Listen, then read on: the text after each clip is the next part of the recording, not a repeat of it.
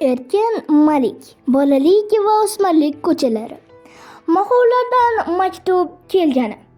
Shunday kunlarning birida maktab hovlisida har doimgidek yig'in bo'lib qoldi. Butun maktab bolalari hovlida saf tortib turdik. Oldin yuqori sinf o'quvchilari, undan keyin biz. Yuqori sinf o'quvchilarining o'ziga yarasha hurmati bor. Ularning oldida direktorimiz qayta aytadigan urush oqibatlarini tugatishdek katta vazifalar turibdi. Majlisni uzoq kutib, oftobda jizg'anagimiz chiqib, toqatimiz toq bo'la boshladi. Nima gap ekan? Pilla tergani boramizmikan? Ishqilib, tutib pishgan hovli bo'lsinda bir mazza qilib to'yib olamiz. Shu payt xo'roz kepti degan gap tarqalib qoldi. Ha, ayg'oqchilar doimo hushyor. Biron yangilik bo'ldimi, tamom, quloqlar ishga tushib ketadi. Xo'roz bu direktorimizning laqabi. Maktabimizda undan bo'lak erkak o'qituvchi yo'q. Hammasi ayol o'qituvchilar. Erkak o'qituvchilar urushdan qaytib kelishmagan. Direktorimiz qayoqqadir o'qib kelgani ketgan. Shunga hamma yayrab qolgan edi. U qizil xirom etik, ikki yoni shishib chiqqan galife shim, oq ko'ylak, qizil galstuk, charm shapka kiyib yurardi. Olifda ichi to'la gap edi. Bir gapga tushib ketsa bormi? Menga o'xshagan och nahor yuradigan bolalar tik oyoqda tura olmay, o'zini tappa tashlab yuborar edi. Direktorimiz o'qib kelgan bo'lsa, endi bu yog'i tonyotar bo'ladi, deb shivirlashadi bolalar. Ana, nihoyat xo'roz bir to'da ayol o'qituvchilar bilan ichkaridan chiqib keldi. Ayol o'qituvchilarning oq, bargi karam, sariq, shaftoli gulli ko'ylaklari orasida direktorimizning xipcha, ozg'in, uzun bo'lib ko'rinishi, boshidagi qora shapkasi, oq ko'ylagi va bo'ynidagi qizil galstugi u kishini rostdan ham xo'rozga o'xshatib yuborardi. Direktorning borgan joyda mazasi bo'lmay qolganmi, ishqilib yuzini boshqalardek bahor oftobi qoraytirmagan edi. Bu u kishini oqsuyak qilib ko'rsatdi. Avvaliga yakkan-dukkam kapakchalindi-yu, keyiniga borib maktab hovlisiga tomdan bir arava tarashi tushgandek bo'lib ketdi. Direktor qo'lini ko'ksiga qo'yib, "Bag'oyat mamnunman" degandek o'ngga, so'lga qarab bosh egib qo'ydi. Shu payt ilmiy mudiramiz uzun ko'ylagiga o'rala pildillab olib, bir dona suyanchiqsiz kursi olib chiqib, direktorning shundoqqina oyog'ining tagiga qo'ymoqchi bo'ldi. Direktor bo'lsa qo'lining orqasi bilan mendan nariroq qo'ying degan ishorani qildi. Kursida nimagadir bir juft mallarang qo'lqop, bir stakan suv turardi. Stakandagi suvga chang tushmasin debmi, ilmiy mudira opamiz qaysi bir o'quvchining daftaridan yirtib olgan bir varaq qog'ozni yopib qo'ydi. Ammo burilib ketayotganda ko'ylagining shamoli tegdimi, ishqilib qog'oz uchi bo'yoq ostiga tushdi. Buni ko'rgan ilmiy mudira o'zini epsizligidan uyalib, qizarib, bo'zarib qog'ozni olib yana stakan ustiga qo'ydi. Keyin qo'li bilan "Endi ucha ko'rma" degandek ishora bilan orqamacha yurib, joyiga turmoqchi bo'ldi. Ammo qog'ozga yana jon bitib uchib tushdi. Ilmiy mudira yana shoshib qoldi. U yer bu yerdan piqqallab kulgan ovozlar eshitildi. Direktorimiz sal iljayib qo'ygan edi, kulgu gurillab ketdi.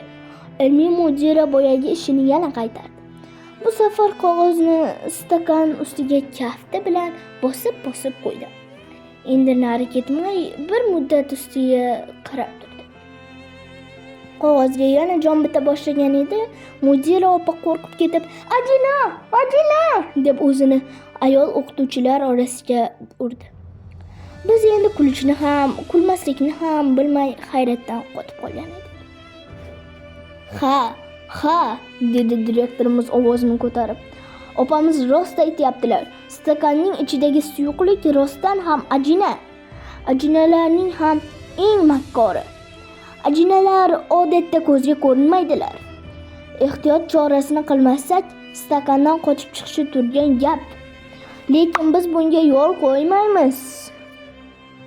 Direktor bir-birlariga suqilishib turgan ayol o'qituvchilarga va bizga "Qo'rqmanglar" degandek qarab qo'ydi-da, uchib tushgan qog'ozni o'zi yerdan olib, yana stakanning ustiga qo'ydi. Keyin tilla qisqichli avtomat ruchkasini olib, la havla va la quvvata illa billahi aliyul azim deb qog'ozning ustiga bostirib qo'ydi. Jin endi qog'ozni ko'tarib chiqa olmadi. Biz bolalar ko'zlarimizning paxtasi chiqib baqa bo'lib qolgan edik. To'xtasin sekin biqinimga turtdi. Cho'chib tushdim. Qarasam, To'xtasinning rangida qon yo'q. Ko'zlari qindan chiqay deydi. Qo'cha qolaylik, dedi u yig'lamsirab. Jim tur, o'zim ham zo'rg'a turibman. Oldin katta sinflar qochishni boshlasin. Keyin biz. To'xtasin birpas jim turadi-da, yana ming'irladi. Xo'roz jodugarlikka o'qib kelganga o'xshaydi. Sen nima deysan, ha? Sen haqsan, jim bo'l. Direktorimiz stakandagi jinni ham esidan chiqarib, borgan joyidagi obodonchiliklar haqida, odamlarning yuz ko'zlaridan kechagi urush azoblari ko'tarilib, uning o'rniga ertangi kunlarning ishonch alomatlari egallab borayotgani haqida to'lib toshib gapirdi. U o'qtin tomoq qirib, pullarni hali u yoqqa, hali bu yoqqa yozib, o'z hayratini namoyish qilgan bo'lar. Bizlarni ham hayajonga solmoqchi bo'lardi. Biz bo'lsa direktor maqtayotgan joylarni, odamlarni ko'rmaganimiz uchunmi esnoq tutib bez bo'lib turardik. Ammo mening ko'zim ajinani bosib turgan tilla qisqichli ruchka deydi. Men bu ruchkaning siyohi qayerdan chiqadi-yu, qanday qilib yozishini tomosha qilib kelardim. Endi bilsam, bunaqa ruchkalar sehrli ham bo'lar ekan. Shuning uchun avtomat ruchka desalar kerak-da. Balki u taralatib o'zidan o'q ham chiqarsa kerak. To'xtasin endi meni haligiday tutmay, qo'limni ushlab sekin silkidi. Gapir. Sen nima deb o'ylaysan? Ana kursining ustida qo'rqib nimaga? Men bu haqida o'ylab ko'rmagan edim. Jang bo'ladiganga o'xshaydi, dedim. Kim bilan?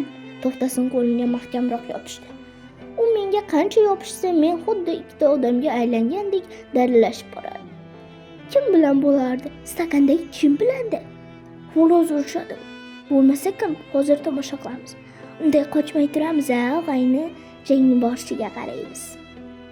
Bokschilarni qo'rqib bo'lganda zo'r bo'lardi, deydi To'xtasin. Xo'rozga bunisi ham bo'laveradi. Endi ovozingni o'chirib tur. Xo'roz bizga qarayapti. Direktor nihoyat safar taassurotlarini tugatib, maktabimiz hayotiga o'tdi. Maktabimiz shahardagi yagona tom ekanligini, to'liq o'rta maktab. Uning nomini oqlash zarurligi, ba'zi bolalar bu nomga dog' tushirayotganligi, ular albatta tomdan haydab yuborilishi haqida gapirdi. Mana sizlarga isbot dalili, dedi direktor. Aybdorlar oramizda turishdi. Qochib qolamiz deb ovora bo'lishmasin. Osmonga chiqsa oyog'idan, yerga kirsa qulog'idan tortamiz. Biz kim ekan u aybdorlar degandek bir-birimizga qarab oldik. Nahotki aybdorlarning stakandagi jinga aloqasi bo'lsa? Direktor birdan kursi ustidagi qo'lqopning panjalariga kiya boshladi. Boshlanyapti, deb To'xtasin pinjimga kirib, qo'limga yopishdi. Nariroq tur, muncha yopishasan, shundoq terlab ketyapman, deyman men uni o'zimdan aytardim. Qayda u takasi yorilib battar yopishadi. Direktor qo'lqopni xuddi qishdagidek tortib yaxshilab kiyib oldi. O'rnashdimi deb mushti qilib ko'rdi. Yangi kalta ko'ylak kiygani uchunmi bu juda g'alati ko'rindi. Lekin direktorning shunday issiq kunda qo'lqop kiyib olishi yaxshilik emasdi. Bilishimcha, u stakandagi jin bilan o'lishmoqchi yoki uni chiqarib birovni do'pposlatmoqchi. Yoki Tom nomiga dog' tushirib yurganlarni o'rtaga chiqarib, o'zi do'pposlamoqchi. Borgan joyda do'pposlashning bunaqa yangicha usullarini o'rganib ketdi. Qo'lqop kiyib do'pposlasa, ko'karib chiqmasa kerak-da. Bu dakang xo'rozdan hamma narsani kutsa bo'ladi. Direktor qo'lqop kiygach, yana boshqa bir narsa bilan bizni hayratga solib qo'ydi. U ko'ylagining yon cho'ntagidan bir dona papiros olib, labiga qistirdi. Ha, namoyishkor shunday qildi. Tavba, butun maktab bolalari oldida-ya. Cho'kadigan katta bolalar nuqul hojatxonada tutatib o'tirishardi. Bu kishi voy, battar shoshib qoldik. Nimalar bo'lyapti o'zi? Shu o'zimizning xo'rozmi? Mabodo stakandagi ajina bilan o'rinlari almashib qolmadimi? Axir direktorimiz papiros chekkan bolani ushlab, jazosiga cho'g'ini peshonasiga bosardi-ku. Maktabimizda peshonasiga shunaqa tamg'a tushgan bolalar ancha-muncha edi. Voqea biz kutgandan ko'ra boshqacharoq tus ola boshladi. Papiros tutatgancha direktorning lablari orasidan u yoqdan bu yoqqa bora boshladi. Direktor stakanga engashib, uning tagidan buklangan bitta qog'oz oldi. Biz qog'ozni ko'rmabmiz. Qog'oz taxini qo'lqop kiygan qo'li bilan qiynalib ochdi-da, baland ovozda o'qiy boshladi. Muallim afandilar, biz dardi bedavolarni ma'zur tutasizlar. Siz muhtaramlarga arza hol qilishga majbur bo'lib qoldik. Arzimiz shuki, keyingi kunlarda tom o'quvchilari bizga tinchlik bermay qo'yishdi. Aniqrog'i, haddan ziyod mehr-oqibat ko'rsatib yuborishdi. Bizni keragidan ortiq chayon bilan siylab tashlashdi. Biz chayon oshi ichmaymiz. Iltimosimiz, bolalar chayon olib kelishni to'xtatishsin. Ularga bizdan biror zarar yetib qolishidan qo'rqamiz. Dardimiz qanaqaligini yaxshi bilasizlar. Sizlarga hurmat va ehtirom ila er-xotin mohovlar. Direktor bu xatni o'qiguncha papirosi og'zidan tushmadi. Ana endi qochish qilsak bo'ladi deb ko'zim bilan o'ng boshimiz Tursunboyni izlab qoldim. Qarsam boshqa o'rtoqlarim ham Tursunboyga tikilib o'tirdi. Nima deysan, o'yin boshi? Tursunboy, jim bo'linglar degandek bizga qarab qovog'ini uydi. Albatta jim bo'lamiz-da, Tursunboy bir nima degandan keyin. Axir u bizning atamanimiz. Qochib qolish haqidagi niyatimiz Tursunboyning bitta qarashi bilan yo'qqa chiqdi. Direktor xatni jirkangandek yirtib yerga tashladi. Keyin qo'lqoplarni yechib, uni ham qog'ozning ustiga irg'itdi. Ammo papiros og'zida hali ham tutagan edi. Tutundan direktorning yuzlari burishar, umrida papiros chekmagani bilinib turardi. Nihoyat papirosni ham qo'lqop ustiga to'flab tashladi. Keyin avtomat ruchkani olib, avaylabgina cho'ntagiga qistirdi. Jin degan narsa bilan direktor qo'lini yuvdi, og'zi burnini chaydi, keyin qolganini xat bilan qo'lqop ustiga to'kdi. Ola! Jin deganlar shunchaki oddiy suv ekan-ku. Laqillatishini qara bularning. Shundan keyin direktor cho'ntagiga gugurt chiqardi-da, orqaroqqa surilib chaqib, qo'lqop ustiga otdi. Lop etib yongan olovda hammamiz bir cho'chib tushdik. Shundagina stakandagi jin spirt ekanini, issiqda parlanib qog'ozni ko'targanini tushunib qoldik. Shundan keyin issiqda hang-mang bo'lib turishining hech bir qizig'i qolmadi. Direktorning moxovlardan jirkantirish uchun o'ylab topgan bahonalari bir tiyin bo'ldi. Siz yap-yangi qo'lqop yonib ketdi-ya. Oramizdan qish kunlari qo'lqop ko'rmagan bolalar qancha edi. Birortamizga asqatib qolardi bu. O'zi bu dunyoda sirli narsalar sirliligicha qolishi kerak ekanda. Mana biz ham moxovlar chayonga qayerdan chaqtirishini bilaylik deb yugurib yuribmiz. Ertaga bilganimizdan keyin buni ham qizig'i qolmasa kerak. Lekin bizniki bunaqa maynavozchilik emas. Bizniki o'lim bilan barobar. Tursunboy haqiqiy ataman. Mana, dedi xo'roz katta bir ishni do'ndirib charchagan odamdek. Moxovlardan kelgan bitta xatni o'qiguncha ne ko'ylarga tushmadim. Xatni qo'lqop bilan ushladim, papirosning tutuni bilan mikroblarni nari beri haydab turdim. Oxiri spirt bilan o'zimni tozalab oldim. Bilolmadim senlar nima qilib ularning tumshug'i tagida o'rlashib yuribsanlar. Pishirib qo'yibdimi? Birortanga moxov yo'qsa bormi? Butun boshli to'm tugab ketadi-ya. Ha, hammang o'tindek yoqilasan. Bilib qo'yinglar, o'sha moxovlar ham o'lganidan keyin hujra-hujrasi bilan qo'shib yoqiladi. Shundagina xavf bir yoqlik bo'ladi. U shunaqa dardi bedavo kasal. Xo'sh, bu noma'qulchilikni qam qilyapti. Mard bo'lsa o'rtaga chiqsin. Direktor urishmoqchi bo'lgan xo'rozdek yarim aylanib qo'ydi. Shu payt Tursunboy o'rtaga chiqib bordi. To'xtasin nuqul meni turtkilaydi. Qara. Ko'rib turibman, ko'r emasman. Yur, qanchora qolaylik. Atamanni tashlab. Xo'sh. Tursunboy To'xtasinboy o'g'li. Yasha, ammo mard bola ekansan. Yigit kishi shunday bo'lishi kerak. Yana bormi shunaqa o'rtaga chiqadigan mardlardan? Biz yarqatib Tursunboyga qaradik. Nima qilaylik? Tursunboy yana ho'mraydi. Joylaringdan qimirlamanglar. Xo'roz bilan o'zim hisoblashaman. Men Tursunboyning shunday qilishini bilardim. Agarda u shunday qilmasa, uning atamanligi qayerda qoladi? U o'z nomiga yarasha ish qilayotgan edi. Haqiqiy ataman qo'l ostidagilarni hech qanaqa xo'rozga cho'qalatib qo'ymaydi. og'irlikni bo'yniga oladi. Bu hammaning ham qo'ldan kelmaydi. U jazolanadigan bo'lsa ham biz uchun jazolanadi. Tursunboyga o'xshaganlar hech qachon Sodiqovga o'xshaganlarning malayiga aylanmaydi. Menga o'xshab laqma bo'lmaydi. Agarda Tursunboy mening o'rnimda bo'lganimda, ayacham bilan adab-adi aytishib o'tirmay allaqachon uydan olib chiqib ketadigan bo'lardi. Menchi? Direktor bizga qarab o'shqirdi. Ha, boshqa mardu maydonlar yo'qmi? Tushunarli. Direktor Tursunboyga yuzlandi. Ko'rdingmi, Tursunboy To'xtasinboy o'g'li? O'rtoqlaring g'irt sotqin ekan. Shular bilan o'g'ayni bo'lib yursanmi hali? Urushda bunaqalarning peshonasidan otib tashlashgan. Ayt, chayonni kimlar bilan ovlading? Yashirma, nomlarini bir chekkadan. Baribir mehribonligingga arzishmaydi ular. Bir o'zim ovladim. Moxovlarga ham o'zim olib bordim. Ishonmasangiz, moxovlarning o'zidan so'rang. Hali ularning oldiga borib so'rab turishim ham qoldimi?